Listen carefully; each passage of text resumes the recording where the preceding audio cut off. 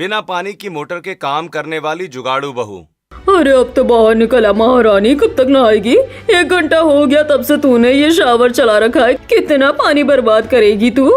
ओह God mom, अभी तो मैंने नहाना स्टार्ट किया है, मुझे थोड़ा टाइम लगेगा नहाने में। आप जाओ प्लीज, मुझे डिस्टर्ब मत करो। डिस्टर्ब मत करो? अरे चुड़ैल, हम इस किराए के कमरे में रहते हैं और तू इतना पानी बर्बाद करेगी तो इस मोटर का बिल कौन भरेगा? और वैसे भी पानी की थोड़ी बचत किया कर, पानी बर्बाद मत कर। अरे मॉम, आप ना फालतू का टेंशन लेती हो। हमारे यहाँ तो पानी वाली मोटर लगी है, जब भी पानी चाहिए हो बस बटन दबाओ और पानी भर जाएगा। It's so simple. सुमन बड़बड़ाते हुए वहां से चली जाती है। कुछ देर के बाद दीपिका हॉल में बैठी हुई थी। उसके कानों में हेडफोन लगे हुए थे और वो फोन चला रही थी। वॉशरूम में नल चालू था और पानी फैल रहा था। पानी इतना फैल गया था कि हॉल में आ गया था। तभी सुमन वहां आती है और पानी पर फिसल जाती है। हे भगवान, मेरी कमर अंधे हो गई है क्या? देख, पूरे हॉल में पानी भर गया है। कितना पानी बर्बाद कर दिया तूने। तुझे जरा सी भी शर्म नहीं आती? क्या हमारे पास कोई कुआं या समंदर है? ओह शिट, सॉरी मॉम, वो मैं भूल गई थी। मैंने बाल्टी भरने के लिए नल चालू किया था और फिर मैं उसे बंद करना भूल गई। और आप इतना चिल्ला क्यों रही हो? हमारे पास पानी की मोटर है ना, जब भी टंकी खाली होगी हम मोटर ऑन कर देंगे। दीपिका ये बोलकर वहां से चली जाती है। हे भगवान, इसके तेवर तो देखो। अगर कल के दिन इसकी शादी किसी ऐसी जगह हो गई जहाँ ये मोटर वोटर ना हुई तो पता नहीं इस महारानी का क्या होगा। शहर से दूर एक गांव के छोटे से घर के सामने पूरा परिवार खड़ा हुआ था। पल्लवी और निधि मिलकर हैंडपंप चला रही थीं। हैंडपंप से रुक रुक कर गंदा पानी निकल रहा था। बाकी घर वाले हाथों में बाल्टी लिए हुए खड़े थे। अरे ओ पल्लवी, जल्दी जल्दी चला ना। हाँ माँ, जल्दी चलाओ ना, मुझे स्कूल के लिए देर हो रही है। अरे कितनी जल्दी चलाऊं? हैंडपंप चलाते चलाते मेरे हाथों में छाले पड़ गए हैं। तभी घर के अंदर से सूरज बाहर आता है। उसके पूरे शरीर पर साबुन लगा हुआ था। अरे ओ पल्लवी, पानी कहाँ गया बाल्टी का? साबुन की वजह से सूरज की आंखें बंद थीं। तभी अचानक वो फिसलकर कीचड़ में गिर जाता है। लो देखो कितनी परेशानी झेलनी पड़ती है। अरे मैंने तो बाल्टी भर कर रखी थी, पर कमबख्त बाल्टी में छेद था, सारा पानी निकल गया। अब जल्दी से मेरी बाल्टी भर दे पल्लवी। पल्लवी और निधि परेशान होकर हैंडपंप चलाने लगती हैं। देख रही है निधि, इन लोगों का तो ऐसा ही है। दादी सास और सासू माँ से तो कुछ होता ही नहीं है। बस लाइन में बाल्टी लेकर खड़े हो जाएंगे, ये नहीं कि अपनी बाल्टी भरने के लिए खुद ही हैंडपंप चलाए। ए पल्लवी, क्या बड़बड़ा रही है तू? अगर मैं ये हैंडपंप चलाऊंगी तो मेरी तो हड्डियां ही चटक जाएगी। तुझे पता है ना मैं बीमार रहती हूँ, और तू तो गांव की छोरी है, तेरे शरीर में तो इतनी दम होनी ही चाहिए। पल्लवी ये सुनकर गुस्से में हैंडपंप चलाती है। रात हो जाती है। पूरा परिवार खाना खाने के लिए बैठा हुआ था। उफ, माँ देखो तो ये पानी कितना गंदा लग रहा है। ऐसा लग रहा है जैसे इसमें मिट्टी घुली हो। हाँ बेटी, अब और क्या कर सकते हैं तू ही बता। और वैसे भी ये पानी इतना भी गंदा नहीं है, थोड़ा बहुत तो चलता ही है। अरे पानी को छोड़िए माँ जी, मेरे हाथ देखिए। ऐसा लग रहा है कि हैंडपंप चलाते चलाते मेरे भाग्य की लकीरें ही घिस जाएंगी। अब तो ये हैंडपंप दिन ब दिन और टाइट होता जा रहा है। मैं तो परेशान हो गई हूँ। अरे बहू, अब क्या कर सकते हैं, ये गांव है, यहाँ तो ऐसे ही जीना पड़ता है। माँ जी, एक काम हो सकता है। अब देवर जी भी तो शादी लायक हो गए हैं। अगर उनकी शादी हो जाए और मेरी देवरानी आ जाए तो मैं फिर उसी से सारे काम करवाऊंगी। अरे मेरा मतलब है, वो पानी भरने में मेरी मदद तो कर ही देगी ना। वैसे पल्लवी, बात तो तू सही कह रही है। मेरा छोटा बेटा भी अब कमाने लगा है। मैं भी उसके शादी के बारे में ही सोच रही थी। मैं शहर में एक बिचौलिए को जानता हूँ, मैं आज ही उनसे बात करता हूँ। शाम का समय था। शांति देवी, सावित्री जी और पल्लवी घर के बाहर खड़ी थी और सामने पड़ोसी अमित अपने पानी के पाइप से सड़क धो रहे थे। देखो अम्मा, कैसे पानी की बर्बादी कर रहे हैं ये लोग। इनके पास पानी की मोटर है ना, इसलिए जब भी पानी चाहिए होता है बटन दबाया और पानी हाजिर। हाँ बहू, इन्हें क्या पता कि इस पानी की कीमत क्या है। हम यहाँ एक एक बूंद के लिए मेहनत करते हैं। और नहीं तो क्या माँ जी, इनका रोज का तमाशा है। ये लोग तो अपनी छत भी पाइप से ही धोते हैं। ये नहीं कि थोड़ा बहुत पानी बचा ले। अगर ये ऐसे ही बर्बाद करेंगे तो कल को हमारे हैंडपंप से एक बूंद पानी नहीं निकलेगा। कुछ दिन के बाद बिचौलिया रघुनाथ जी को दीपिका का रिश्ता बताता है और कुछ दिनों के बाद दीपिका और विकास का रिश्ता तय हो जाता है और उनकी शादी हो जाती है। ये हैंडपंप है ना? मैंने इसे गांव में देखा था जब मैं बचपन में नानी के घर जाती थी। पर ये यहाँ क्या कर रहा है? क्या आज भी लोग हैंडपंप चलाकर पानी भरते हैं? क्या हुआ देवरानी जी, क्या सोच रही हो? अच्छा, ये हैंडपंप देख रही हो? अच्छे से देख लो, क्योंकि यही तुम्हारी आगे की जिंदगी है। ए पल्लवी, चुप कर, क्यों फालतू में नई बहू को डरा रही है? दीपिका गृह प्रवेश करती है। अगली सुबह दीपिका नहाने के लिए वॉशरूम में जाती है, लेकिन वहाँ कोई नल नहीं था। What is this? वॉशरूम में नल ही नहीं है, कोई टंकी भी नहीं है और मुझे कहीं पानी वाली मोटर भी नहीं दिख रही। आखिर पानी है कहाँ? तभी पल्लवी और सावित्री जी वहाँ आ जाती हैं। अरे बहू, क्या हुआ, क्यों परेशान खड़ी है? माँ जी, मुझे सुबह जल्दी नहाने की आदत है, पर ये तो बताइए कि नहाने के लिए पानी कहाँ है? अच्छा, पानी तो बाहर है देवरानी जी। बाहर मतलब आपने बाहर नल लगा के रखा है? अजीब बात है, वॉशरूम के अंदर नल होना चाहिए था। दीपिका बाल्टी लेकर पल्लवी के साथ बाहर आती है। अरे देवरानी जी, पहले पूरी बात तो सुन लिया करो। हमारे घर में कोई नल वल नहीं है। क्या नल नहीं है? तो फिर क्या डायरेक्ट पाइप से पानी आता है? अरे ये जो तुम्हारे सामने हैंडपंप है ना, बस यही हमारी मोटर है और यही हमारी टंकी है। इसे ऐसे ही अपने हाथों से चलाना पड़ता है, तब जाकर इसमें से पानी निकलता है। क्या हैंडपंप चलाना पड़ता है? मतलब आप लोगों के घर में सच में पानी की मोटर नहीं है? हाँ, नहीं है कोई मोटर। और सुनो, अब तुम्हें भी ना इसी हैंडपंप से पानी भरना पड़ेगा, और सिर्फ अपने लिए नहीं, पूरे घर वालों के लिए। पल्लवी हंसते हुए वहाँ से चली जाती है। दीपिका घबराकर उस हैंडपंप के पास जाती है और उसे चलाने की कोशिश करती है, लेकिन हैंडपंप नहीं चलता। हटिए भाभी, मैं सिखाती हूँ। इसे ऐसे पूरी ताकत से चलाना पड़ता है। निधि जोर लगाकर हैंडपंप चलाती है और दीपिका की बाल्टी भर देती है। लो भाभी, अब आपने हैंडपंप चलाना सीख लिया ना, तो अब से आप खुद ही पानी भरना। और हाँ, नहाकर जल्दी आना, क्योंकि घर के बाकी सब लोगों के लिए भी पानी आपको ही भरना है। दीपिका जल्दी से अपनी बाल्टी लेकर वहाँ से चली जाती है और नहाने के बाद बाहर आती है। तभी बाहर सभी घर वाले बाल्टी लेकर खड़े हुए थे। अरे देवरानी जी, आइए आइए, हैंडपंप चलाना शुरू कीजिए और सबकी बाल्टी भरिए जल्दी जल्दी। दीपिका हैंडपंप चलाना शुरू करती है और सबकी बाल्टियां भरती है। इस काम में उसे बहुत दिक्कत आती है। उफ, मेरे हाथ तो सुन पड़ गए। अरे ये कैसा घर है, पानी की मोटर नहीं है। ये तो बिना मोटर वाले ससुराल मिल गया मुझे। नहीं, मुझसे ये सब नहीं झेला जाएगा। अपने घर पर तो मैं आराम से सोफे पर बैठे बैठे बटन दबाती थी और झट से टंकी भर जाती थी, और यहाँ तो एक ही दिन में मेरे हाथों की वाट लग गई। दीपिका दुखी होकर घर के अंदर चली जाती है। थोड़ी देर के बाद दीपिका किचन में थी। वो अपनी पहली रसोई बना रही थी। दादी जी, वो खाना बनाने के लिए पानी कहाँ रखा है? अरे बहू, खाना बनाने के लिए पानी कोई कुएं से थोड़ी उड़कर आएगा, वो भी उसे हैंडपंप से लाना पड़ेगा। जा जल्दी से हैंडपंप से पानी भर के ला और सबके लिए बढ़िया सा खाना तैयार कर। दीपिका फिर से उसी हैंडपंप के पास जाती है, उसे चलाती है और पानी लेकर किचन में आती है। वो एक बर्तन में कटी हुई सब्जियां डालती है और उन्हें धोने के लिए हैंडपंप वाला पानी उसमें डालती है। शिट, ये पानी तो कितना पीला और गंदा है। इसमें तो हल्की सी मिट्टी भी दिख रही है। दीपिका उस गंदे पानी को बाहर फेंक देती है। ये सब सावित्री जी देख लेती हैं। और मैं इसमें सब्जी धो रही थी। ये क्या कर रही है? अभी तो तू इतनी मेहनत से पानी भर कर लाई थी, अब इसे फेंक क्यों रही है? अरे मम्मी जी, ये पानी देखिए, बहुत ज्यादा गंदा है, एकदम पीला पीला लग रहा है। इतने गंदे पानी से मैं सब्जी थोड़ी ना धोऊंगी। अरे कोई गंदा नहीं है, हमारे यहाँ का पानी ऐसा ही है। हैंडपंप से ऐसा ही पानी आता है और हमें इसी से काम चलाना पड़ता है। सावित्री जी वहाँ से चली जाती हैं। शाम का समय हो जाता है। दीपिका घर के बाहर बैठी थी। उसके हाथ दर्द कर रहे थे। ओह गॉड, मैं तो सच में पक गई हूँ। अपने घर पर तो मैं चेयर पर बैठकर बस एक बटन दबाती थी और मोटर चालू हो जाती थी, और यहाँ मुझे एक बाल्टी पानी के लिए भी अपनी पूरी एनर्जी लगानी पड़ रही है। तभी दीपिका की नजर सामने पड़ती है। वहाँ एक पड़ोसी अपने पानी के पाइप से अपनी बाहर खड़ी हुई कार धो रहा था। देखो इनको कैसे पानी बर्बाद कर रहे हैं। इन्हें पानी की कोई कदर ही नहीं है। आज मुझे समझ आ रहा है कि पानी की एक बूंद के लिए कितनी मेहनत करनी पड़ती है। दीपिका उस पड़ोसी के पास जाती है। एक्सक्यूज मी, भाई साहब, आप ऐसे पानी बर्बाद क्यों कर रहे हैं? ये बिल्कुल अच्छी बात नहीं है। ए, तू अपने काम से काम रखना।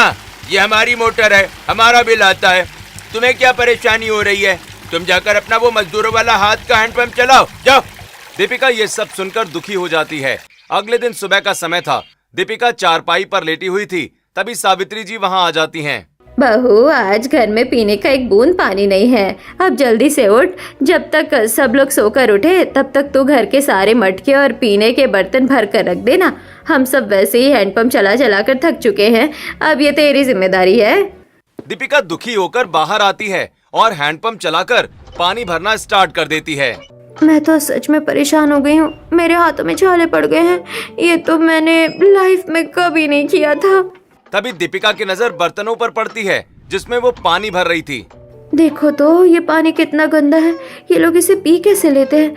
मुझे तो इसे देखकर ही उल्टी आ रही है। मुझसे तो ये बिल्कुल नहीं पिया जाएगा। कुछ देर के बाद पूरा परिवार सोकर उठ चुका था और हॉल में बैठकर सभी चाय पी रहे थे। देखिए, अब बहुत हो गया। आप लोग मुझे एक बात बताइए, आप लोग इस घर में पानी की मोटर क्यों नहीं लगवा लेते? अरे यहाँ आसपास सभी के घरों में पानी की मोटर लगी है, आप लोग भी लगवा लीजिए। देखिए ना कितनी परेशानी होती है। और ये जो पानी आप लोग पी रहे हैं ये कितना गंदा है, इस बात को समझिए ना। बहू, हमें शौक नहीं है ये पानी पीने का।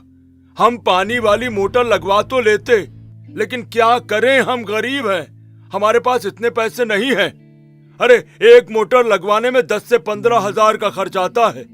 हमारे सिर पर पहले से ही कर्जा है और तेरे पति का काम भी कोई खास नहीं चलता। अब तू ही बता, ऐसे में हम मोटर कैसे लगवा ले?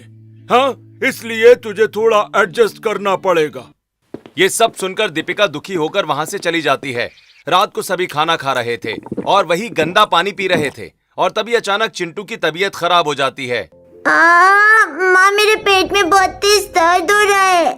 और मेरा तो सुबह से सिर फटा जा रहा है। देखिए, मैं आप लोगों को कब से समझा रही हूँ, ये कितना बेकार और गंदा पानी है। आप लोग जो ये पी रहे हो ना, इसी वजह से आप सब बीमार पड़ रहे हो। अरे अगर ये पानी नहीं पियेंगे तो क्या पियेंगे? हमारी मजबूरी है बहू। और वैसे भी ये इतना भी गंदा नहीं है। हमें तो बरसों से यही पानी पीने की आदत है। इसमें हमें कुछ नहीं होगा। ये चिंटू ने बाहर से कुछ उल्टा सीधा खा लिया होगा, उसी से बीमार है। दीपिका सबको समझाती है लेकिन कोई उसकी बात नहीं सुनता। अगले दिन चिंटू की तबीयत ज्यादा खराब हो जाती है, इसलिए उसे डॉक्टर के पास ले जाया जाता है। आप लोग इस बच्चे को पिला क्या रहे हैं? इसके पेट में तो भयंकर इन्फेक्शन है भाई। ये गंदा और दूषित पानी पीने की वजह से बीमार पड़ा है। अगर इसे साफ और उबला हुआ पानी नहीं पिलाया गया तो बीमारी और बढ़ जाएगी। ये सुनकर घर वाले हैरान रह जाते हैं। थोड़ी देर बाद सभी घर वाले घर वापस आ जाते हैं। सभी दुखी बैठे हुए थे। देखिए, मुझे पता है कि हैंडपंप का पानी गंदा है, पर हमारे पास मोटर नहीं है तो क्या हुआ? हम इस पानी को साफ तो कर सकते हैं। आप लोग रुकिए, मैं अभी एक देसी फिल्टर बनाती हूँ। दीपिका आंगन में आ जाती है। वो 3 मिट्टी के मटके लेती है। सबसे ऊपर वाले मटके में वो साफ बालू, बीच वाले में छोटे पत्थर और कोयला और सबसे नीचे वाले मटके को खाली रखती है। वो ऊपर वाले मटकों के नीचे छोटे छेद कर देती है। फिर वो हैंडपंप का गंदा पानी सबसे ऊपर वाले मटके में भर देती है। पानी साफ होकर नीचे वाले मटके में इकट्ठा होता जाता है। देखिए, पानी कितना ज्यादा साफ हो गया है, लेकिन अभी और साफ करेंगे।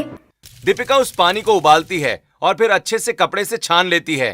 अब ये पानी एकदम साफ हो गया है और ये पीने के लिए भी अच्छा है। आप लोगों को विश्वास नहीं है तो पी के देखिए।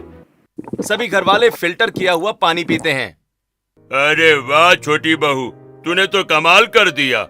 ये पानी तो एकदम मीठा और साफ लग रहा है। हाँ देवरानी जी, सच में अब तो मैं चिंटू को यही पानी पिलाऊंगी। अब से हम सभी इसी तरह पानी को फिल्टर किया करेंगे। दीपिका रोज इसी तरह पानी को फिल्टर करने लगती है। एक दिन दीपिका चूल्हे पर पानी उबाल रही थी, तभी शांति देवी वहां आ जाती हैं। अरे बहू, क्या कर रही है तू? ये आग बुझा चल दे। क्यों दादी जी, मैं तो पानी उबाल रही हूँ ना। अरे देख तो सही, ये पानी उबल उबल कर तूने हमारा सारा ईंधन कितने जल्दी खत्म कर दिया है। और वैसे भी बारिश का मौसम शुरू होने वाला है। अगर किसी दिन जोर से बारिश शुरू हो गई और 2-3 दिन तक नहीं रुकी तो हम सूखी लकड़ियाँ कहाँ से लाएंगे? तू ईंधन बर्बाद मत कर। तो फिर हम क्या करें दादी जी? क्या फिर से वही गंदा पानी पिए?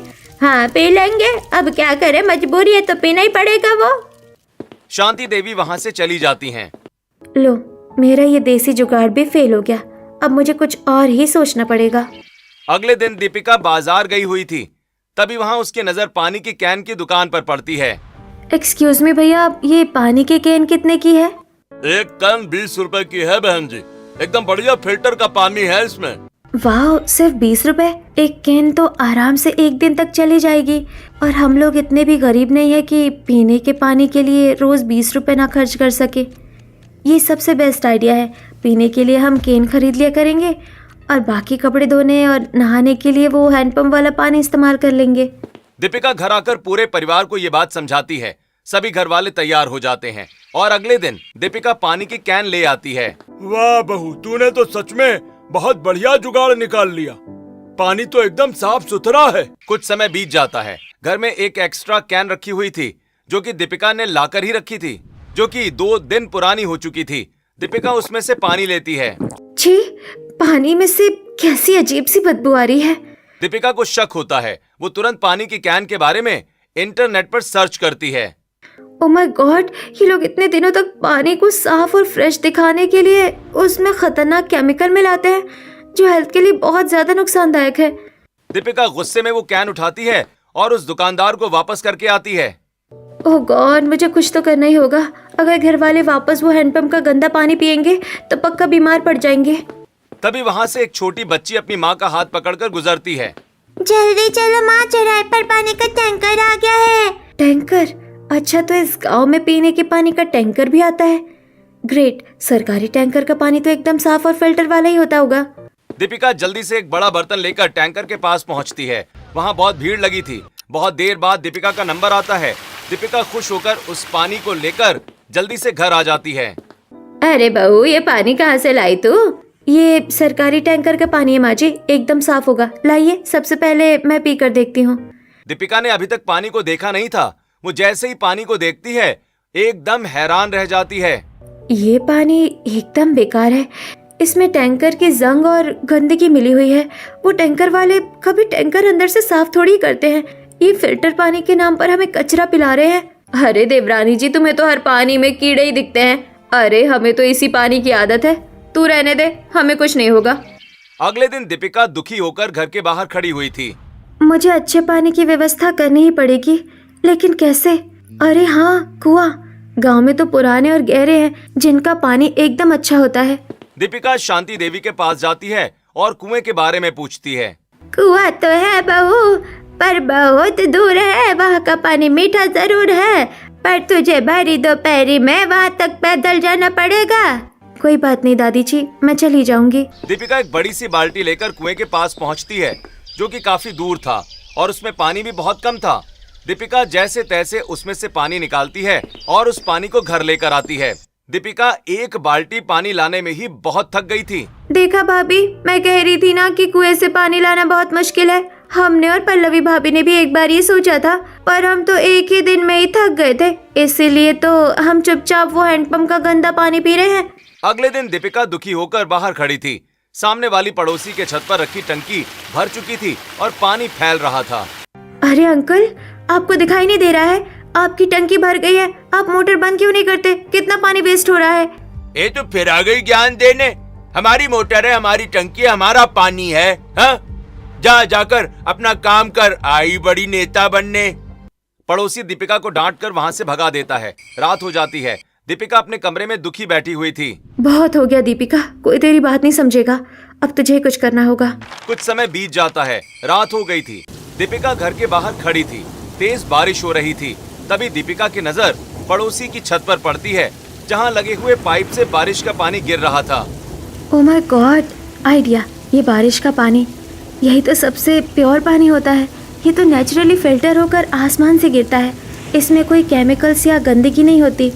अगर मैं किसी तरह इस बारिश के पानी को स्टोर कर लूं, तो हम आराम से इसे पीने और घर के सारे कामों में यूज कर सकते हैं। दीपिका बहुत खुश हो जाती है और अगली सुबह अपने घर वालों को बारिश के पानी के बारे में बताती है। और महारानी जी, ओ महारानी जी, क्या दिमाग लगाया है? अरे बारिश का पानी एकदम बेकार होता है, उसमें कीड़े पड़ जाते हैं। हाँ बहू पल्लवी सही कह रही है। तुझे क्या पता, तू तो शहर की है ना, हम गांव के लोग हैं, हमें सब पता है। वो पानी तो जानवरों के लिए भी पीने लायक नहीं होता। अरे नहीं दादी जी, वो पानी बहुत साफ होता है। बस बहू, बहुत हो गई तेरी ये चतुराई। तू इस घर में बारिश का पानी इकट्ठा करने की कोशिश भी मत करना, वो पानी बेकार होता है, उससे बीमारियां फैलती है। और अगर तूने ज्यादा दिमाग लगाया तो मुझसे बुरा कोई नहीं होगा। दीपिका वहाँ से अपने कमरे में आ जाती है। कोई बात नहीं, आप लोगों को जो समझना है समझो, पर मैं ये पानी स्टोर करके ही रहूंगी। रात हो जाती है, बारिश हो रही थी। दीपिका घर के पीछे आती है जहाँ एक पाइप से पानी गिर रहा था। वो उस पाइप के नीचे एक बाल्टी रख देती है। चलो अब देखते हैं कि इस पानी में कीड़े पड़ते हैं या नहीं। 2 दिन बाद दीपिका उस बाल्टी के पानी को देखती है। वो पानी एकदम साफ सुथरा था और उसमें जो गंदगी थी वो भी नीचे बैठ चुकी थी। वाह, ये तो एकदम फिल्टर किया हुआ पानी लग रहा है। मतलब मेरा आइडिया एकदम सही था, बारिश का पानी एकदम बेस्ट है। पर अगर मैंने घर वालों को बताया कि ये बारिश का पानी है तो वो बवाल कर देंगे। मैं उन्हें बताऊंगी ही नहीं, मैं छुप कर ये पानी स्टोर करूंगी और अगर किसी ने पूछा तो कोई और बहाना बना दूंगी। अगले दिन रात को दीपिका घर के पीछे बड़े बड़े ड्रम रख देती है और वहाँ बहुत सारे बांस लाती है और बांस का एक सिरा छत पर और दूसरा ड्रम में लगा देती है। परफेक्ट, अब ये बस पाइपलाइन का काम करेंगे और बारिश का पानी सीधे मेरे ड्रम में इकट्ठा हो जाएगा। दीपिका ड्रमों को झाड़ियों से ढक देती है। लो, बन गया मेरी बारिश का पानी स्टोर करने वाला सिस्टम। रात भर छत का सारा साफ पानी इन ड्रमों में भर जाएगा। तभी बारिश शुरू हो जाती है। दीपिका अपने कमरे में आ जाती है। रात भर बारिश होती रहती है। सुबह दीपिका घर के पीछे जाकर देखती है तो ड्रमों के अंदर बहुत सारा पानी इकट्ठा हो चुका था। ये हुई ना बात। दीपिका जल्दी से पानी की बाल्टियां लाती है और उस पानी को एक बार अच्छे से छानती है और फिर सारी बाल्टियां भरकर हॉल में रख देती है। अरे देवरानी जी, ये इतना सारा पानी कहाँ से आ गया? और ये पानी तो साफ लग रहा है। अरे जेठानी जी, ये सब मेरी मेहनत का कमाल है। रात भर जागकर मैंने वो हैंडपंप का पूरा सिस्टम ही खोलकर साफ कर दिया और उसके अंदर एक बढ़िया सा फिल्टर लगा दिया है। अब हैंडपंप से एकदम ऐसा ही साफ पानी निकलेगा। ये सुनकर सभी घर वाले बहुत खुश हो जाते हैं। दोपहर का समय हो जाता है। दीपिका बारिश के पानी का इस्तेमाल खाना बनाने में भी कर रही थी।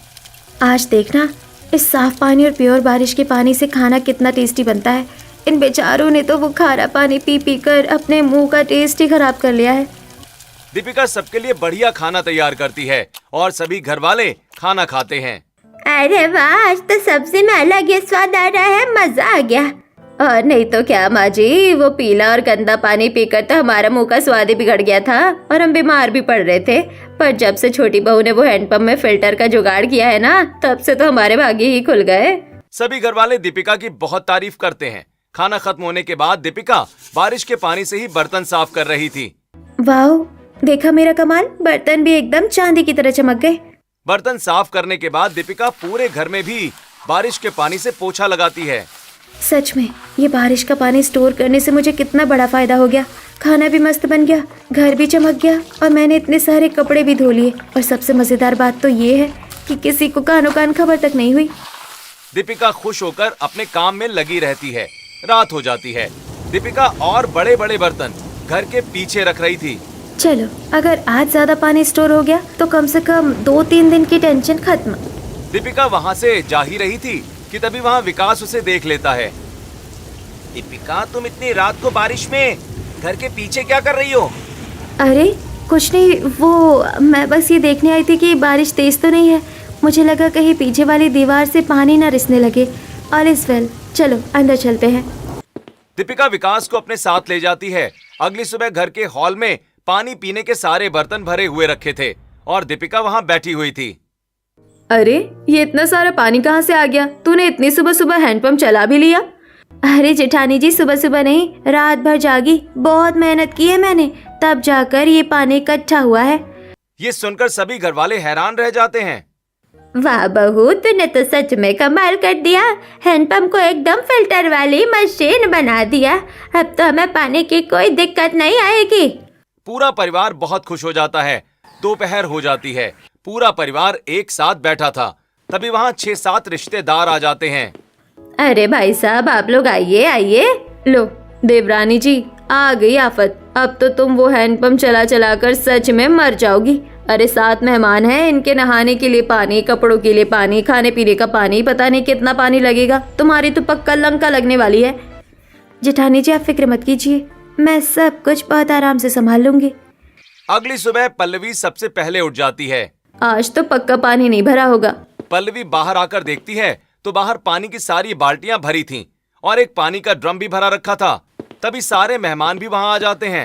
अरे वाह सावित्री जी, आपके घर में पानी की तो बहुत अच्छी व्यवस्था है भाई। चलो भाई लोगों, जल्दी से नहा लेते हैं। मेहमान खुशी खुशी नहाने चले जाते हैं। वाह बहू, आज तो मुझे लगा कि पानी के चक्कर में मेहमान हमारी बेइज्जती कर देंगे, पर तूने तो कमाल ही कर दिया। सभी घरवाले दीपिका की तारीफ करने लगते हैं। थोड़ी देर के बाद सभी घरवाले और मेहमान साथ बैठकर नाश्ता करते हैं। भाई वाह रघुनाथ जी, आपके यहाँ का पानी तो सच में बहुत मीठा है। सच में यार, ऐसा लग रहा है जैसे एकदम मीठा शरबत पी रहे हैं। बिल्कुल वैसा पानी लग रहा है जैसा शहर में वो बड़ी वाली फिल्टर की मशीनों से मिलता है। अरे ये सब तो हमारी इस छोटी बहू का कमाल है। सभी मेहमान दीपिका की तारीफ करने लगते हैं। ये देखकर पल्लवी जल भुन जाती है। ये कोई फिल्टर का चक्कर नहीं है। हैंडपंप का पानी तो इतना खारा और गंदा है, वो मशीन लगाने पर भी इतना मीठा कैसे बन सकता है? आखिर ऐसा क्या किया है इस देवरानी ने? मुझे तो दाल में कुछ काला लग रहा है। रात का समय हो जाता है। पल्लवी अपने कमरे में सो रही थी। तभी उसे घर के पीछे से कुछ आवाज आती है। अरे इतनी रात को घर के पीछे कौन है? पल्लवी घर के पीछे जाती है तो वहाँ दीपिका बारिश के पानी को स्टोर करने के लिए और बर्तन रख रही होती है। वाह, आज तो तीनों ड्रम फुल हो जाएंगे। किसी को कानों कान खबर तक नहीं लगी कि ये लोग इतने दिनों से बारिश का पानी ही पी रहे हैं। दीपिका तू तो सच में स्मार्ट है। अच्छा, तो ये साजिश है इस शहरी देवरानी की। फिल्टर के नाम पर ही हमें बारिश का वो गंदा पानी पिला रही है। पल्लवी तुरंत दीपिका की वीडियो बनाने लगती है। अब बेटा तेरा खेल खत्म। सुबह सासू माँ को ये वीडियो दिखाऊंगी और फिर देखना तेरे साथ क्या होता है। पल्लवी वहाँ से चली जाती है। अगली सुबह चिंटू की तबीयत खराब हो जाती है। अरे पल्लवी, इसे अचानक क्या हो गया? रात तक तो ठीक था। ये सब इस चुड़ैल दीपिका की वजह से हुआ है माँ जी। इसी ने मेरे बच्चे को बीमार किया है। क्या बकवास कर रही हो बहू? मैं बकवास नहीं कर रही बाबूजी। ये हमें फिल्टर के नाम पर बेवकूफ बना रही थी। हमें बारिश का वो गंदा और सड़ा हुआ पानी पिला रही थी। मैंने इसे रात को रंगे हाथों पकड़ा है। मेरे पास वीडियो भी है। पल्लवी सबको वो वीडियो दिखाती है। हे भगवान, हमने तो पहले ही कहा था कि बारिश का पानी जहर होता है। इस शहरी छोरी ने तो पूरे घर को ही वो गंदा पानी पिला दिया। शर्म नहीं आई तुझे? देख, तेरे उस कीड़े वाले पानी की वजह से मेरा पोता मरने की हालत में आ गया है। नहीं माँ जी, प्लीज मेरी बात सुनिए। बारिश का पानी बहुत साफ होता है। मेरी वजह से चिंटू बीमार नहीं हुआ है। दीपिका की बात कोई नहीं सुनता। चिंटू की तबीयत ज्यादा खराब हो रही थी, इसलिए सभी घरवाले उसे जल्दी से हॉस्पिटल ले जाते हैं, जहां डॉक्टर उसका ट्रीटमेंट करते हैं। डॉक्टर साहब, मेरे बच्चे ने वो बारिश का गंदा पानी पी लिया था, उसी वजह से ये बीमार पड़ा है ना। आप लोगों से किसने कह दिया कि बारिश का पानी पीने से कोई बीमार पड़ता है? और वैसे भी इसे कोई नया इन्फेक्शन नहीं हुआ है। ये बच्चा तो उसी पुराने इन्फेक्शन से जूझ रहा है जो इसे वो हैंडपंप के गंदे पानी पीने की वजह से हुआ था। बल्कि मैं तो ये देखकर हैरान हूँ कि अब इसकी रिकवरी बहुत तेजी से हो रही है। वैसे आप लोगों की हेल्थ भी पहले से काफी बेहतर लग रही है। पेट दर्द की शिकायत भी कम हो गई है। हाँ, आखिर आप लोग आजकल कौन सा पानी पी रहे हैं? सर, मैंने घर के पीछे ड्रम लगाकर बारिश का पानी स्टोर किया था। ये लोग पिछले कुछ दिनों से वही पानी पी रहे हैं, पर इन्हें लगता है कि वो पानी बेकार होता है। बेकार? अरे बारिश का पानी दुनिया का सबसे शुद्ध पानी होता है। आजकल तो बड़े बड़े गांवों और शहरों में जहां पानी की कमी है, वहां सरकार खुद बारिश का पानी स्टोर करवा रही है। आपकी छोटी बहू ने आपको बारिश का पानी पिलाकर तो आप लोगों की जान बचाई है भाई। डॉक्टर की ये बात सुन सभी घरवाले दुखी हो जाते हैं। थोड़ी देर बाद सभी घरवाले वापस घर लौट आते हैं। मुझे माफ कर दे मेरी बच्ची, मैं ही अंधी थी जो तेरी अच्छाई नहीं देख पाई। हमें लगा कि बारिश का पानी बेकार होता है, पर आज तूने हमारी आंखें खोल दी। तूने सच में इस घर को बीमारियों से बचा लिया। हाँ बहू, तू तो सच में बहुत चतुर निकली। मुझे भी माफ कर दो देवरानी जी। कोई बात नहीं माँ जी, आपसे हम सब मिलकर पानी बचाएंगे। उस रात सभी घरवाले मिलकर बारिश का पानी स्टोर करते हैं। अगली सुबह दीपिका विकास के साथ पड़ोसी रमेश के घर पहुंचती है। दीपिका के साथ 2 ऑफिसर भी थे। रमेश जी, आपकी बहुत कंप्लेंट आ रही है। एक तरफ गांव के लोग पानी की एक एक बूंद के लिए तरस रहे हैं और आप यहाँ बेधड़क सड़कें और गाड़ियां धो रहे हैं। पानी की कोई कद्र है कि नहीं है आपको? इस बर्बादी के लिए आप पर भारी जुर्माना लगेगा। अरे नहीं साहब, माफ कर दीजिए। ऑफिसर्स और दीपिका गांव वालों को इकट्ठा करके पानी बचाने की बात करते हैं और सभी गांव वाले उनकी बात से सहमत हो जाते हैं। दोस्तों, आपको ये कहानी कैसी लगी और दीपिका ने पानी बचाकर सही किया कि नहीं, हमें कमेंट करके जरूर बताएं।